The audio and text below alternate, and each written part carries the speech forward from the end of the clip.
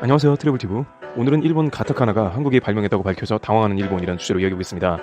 일본의 가타카나가 사실은 한반도로부터 전해졌다는 사실이 알려져 다시 한번 관심을 받고 있습니다. 이와 같은 논의는 최근 일본과의 수출 규제 및 한일 간 갈등이 첨예해지며 과거 연구를 누리꾼들이 SNS 등을 통해 공유한 내용인데요. 특히 최근 미국 캘리포니아에서 한글날이 정해지는 등 문자에 대한 관심이 많아지면서 이런 이야기도 공유의 대상이 되고 있습니다. 그것은 일본 나라 시대의 신라 시대에 건너온 불교 경전에서 일본 문자인 가타카나의 원형으로 보이는 글자가 발견되었다는 해당 분야 전문가의 주장이 NHK 방송을 통해 보도되었기 때문입니다. 고바야시 요시노리 히로시마 명예대학 교수는 일본 구결문자 권위자입니다. 구결문자는 한문을 읽을 때 한자 사이에 쓰는 새로운 문자입니다. 그런데 신라에서 불교 경전을 읽을 때 한자를 읽기 편하게 하기 위해 자체적인 문자를 경전 옆에 자국을 내어놓았던 것입니다. 구결자는 한자의 한 부분을 따온 야채자로 신라 사람들이 한자를 줄여 쓰는 방법인데 이것이 가타카나와 완전히 똑같은 것입니다. 일본에서는 이것을 억지로 짜맞춘 것이라고 부정하고 싶었겠지만 한자를 초소체로 올려 쓴 다음 그것을 간결하게 표현한 신라의 구결자가 가타카나와 똑같은 경우가 상당히 많았습니다. 결국 당시 신라와 교류를 많이 하던 일본에서 신라의 문자를 그대로 가져다 썼다는 것이 일본 공영방송인 NHK조차 인정할 수밖에 없었던 것입니다. 이와 같은 사실이 알려지자 당시 일본 네티즌들은 그럴 리가 없다며 굉장한 반감을 표현한 것으로 알려졌습니다.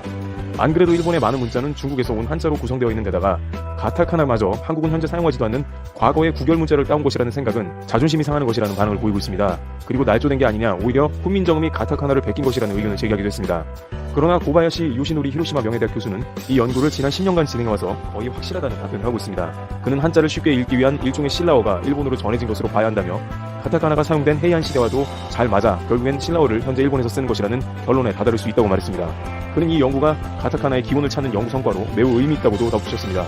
반면 한국은 현재 신라 시대의 구결 문자는 쓰지 않고 세종대왕이 발명한 한글을 사용하기 때문에 일본이 사용하는 가타카나 혹은 한자와는 결 자체가 다르다는 평가가 지배적입니다. 한편 고바야시 교수는 가타카나 신뢰 유래설과 같은 주장을 오랫동안 해왔기 때문에 일부 오익들에게 협박을 받고 있으나 너무 확실한 근거 때문에 큰 효과가 없는 것으로 전해집니다. 트래블티브 여기서 마치겠습니다. 감사합니다.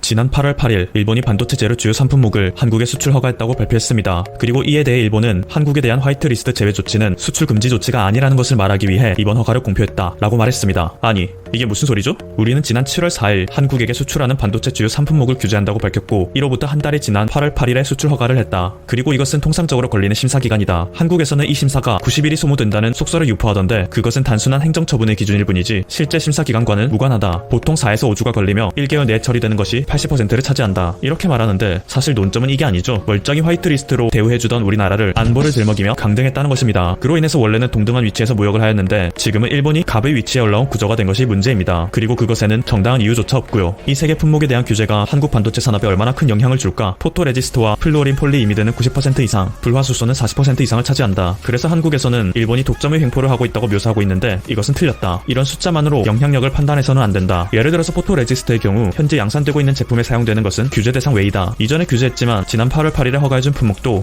삼성전자에서 2020년 이후에 사용하는 재료에 불과하다. 이것을 설명하는 데에는 자료가 필요합니다. 포토레지스트에는 3개 종류가 대표적인데 이 중에서 불화 아르곤 레지스트와 불화 크립톤 레지스트가 지금 삼성이 주로 사용하는 품목으로서 일본의 말대로 수출 규제는 포함되지 않습니다. 그런데 잘 보면 알 수 있지만 이 불화 아르곤과 불화 크립톤으로 만들 수 있는 디램과 낸드 플래시는 불화수소 규제 하나만으로도 충분히 영향을 끼칠 수 있습니다. 그렇기 때문에 굳이 막을 필요가 없었던 거죠. 게다가 규제를 시행했던 극자외선 레지스트는 삼성의 차세대 먹거리인 비메모리 반도체 산업의 필수 요소입니다. 네, 이재용 부회장이 문재인 대통령에게 자랑했던 그 공장이죠. 133조를 투자했다고 말한 분야를 콕 집어서 규제를 했는데 정말 오리발도 유분수입니다. 심사에 필요한 서류가 굉장히 복잡하다는 이유로 마련하기 힘들다는 지적도 있다. 하지만 이것에 대한 과도기는 다소 당혹스럽더라도 갈수록 익숙해져야 한다. 실제로 다른 아시아 국가들은 불만 없이 겪고 있는 과정이다. 한국 반도체 산업에 큰 타격이라느니 세계 공급망에 영향을 준다느니 왜 이렇게 호들갑으로 과잉 불안을 부추기는지 이해가 안 된다. 이 모든 것의 전제는 일본이 아무런 무리 없이 우리에게 수출 허가를 지속적으로 내주는 것입니다. 그런데 그것을 믿을 수 있나요? 설령 믿을 수 있다고 하더라도 이 모든 것들의 통제가 일본에게 갔으며 그것을 통해 시장의 불안감을 조성하였고 기업 간 거래에서 중요한 신뢰라는 것을 일본은 한국에게서 앗아갔습니다. 그래놓고 한국을 예민보스로 몰아가고 있는 거죠. 이번 일본의 입당 표명에서 우리는 다시 한번 일본이 어떤 국가인지 알 수 있습니다. 항상 무언가를 설명하고 해명하지만 절묘하고 교묘하게 논지에서 벗어난 주장을 하여 오히려 상대방을 나쁘고 예민한 것으로 몰아가는 전략이죠. 현재로서 생각보다 한국의 저항이 거세고 확고하자 일본이 한 발 뺀 것을 한국이 별것도 아닌 일에 유난인 것으로 여론몰이하는 형태입니다. 그래서 한국이 일본에게 보복 조치를 하는 것에 당위성이 없다고 주장하는 거죠. 중요한 것은 일본이 그 나라를 신용할 수 없게 되었다고 세계에 전하는 것입니다. 중요한 것은 세계가 일본을 신용할 수 없게 되는 것이 더 빠르다는 것입니다. 한국의 반도체가 없어도 마이크론사나 도시바에서 대체 가능합니다. 스스로 경제를 붕괴시키세요. 이건 기사를 제대로 읽기나 했는지 모르겠네요. 결국 경제에 큰 영향은 없다는 논지인데 아무튼 한국의 반도체가 다른 곳으로 대체가 가능했으면 진작에 그것을 사용했겠죠. 그런데 그만큼 한국의 것이 경쟁력이 있기 때문에 한국이 시장 1위를 차지하는 거랍니다. 이를 이성적으로 생각하면 이렇게 다투는 일이 없겠지만 한국은 대부분 감정적으로만 생각하는 국민성이에요. 반도체 소재에 대해서도 관리 문제를 지적받는다면 개선하면 될 텐데 왜 이렇게 감정적으로 반응을 하는지 이상해요. 화이트리스트에서도 적절히 대응을 하지 못해 제외되었는데 그것을 일본 탓이라고 하는 게 이상합니다. 아니 그러니까 정확하게 무슨 근거로 우리가 소재 관리를 제대로 못했는지 알려주면 되잖아요. 그러니까